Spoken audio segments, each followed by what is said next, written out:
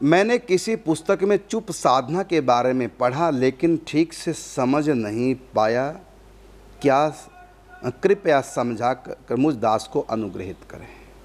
चुप साधना, चुप साधना का अर्थ है जहाँ मन बुद्धि चित्त कुछ भी नहीं करते, बल्कि ये उस समय सोचा जाता है।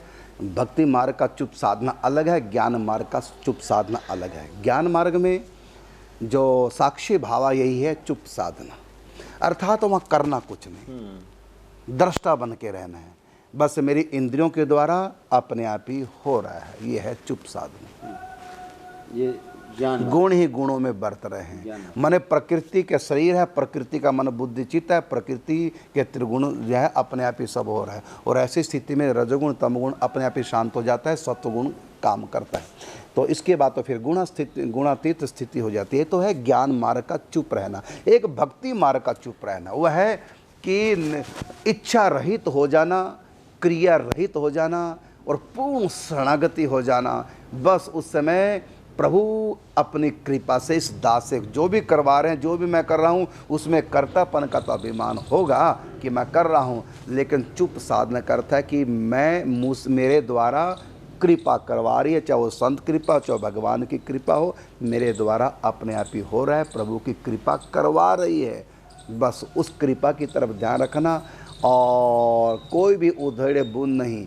जैसे पानी गर्म करने के लिए कुछ करना पड़ता है और ठंडा करने के लिए चुप साधना है। कुछ ना करो, अपने आप ही ठंडा। इसी प्रकार व्यक्ति कुछ ना करे, अर्थात भगवत कृपा से स्वतः हो रहा है, संत कृपा से हो रहा है, भजन अपने आप ही हो रहा है, संत कृपा हो गई अपने आप ही हो रहा है। ये चुप साधना और भगवान की कृपा का अवतरण हो रहा है। बस उसको देखता रहे।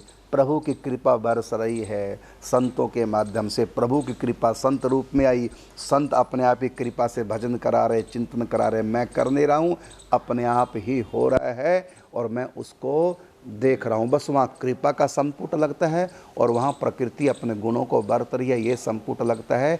दोनों लगभग बराबर से हो जाते हैं, लेकिन फल दोनों का अंतर है बहुत। एक में आत्मज्ञान होता है और एक में परमात्मा का प्रेम प्राप्त हो जाता है। चुप का अर्थ होता है अपने मन को शांत रखें।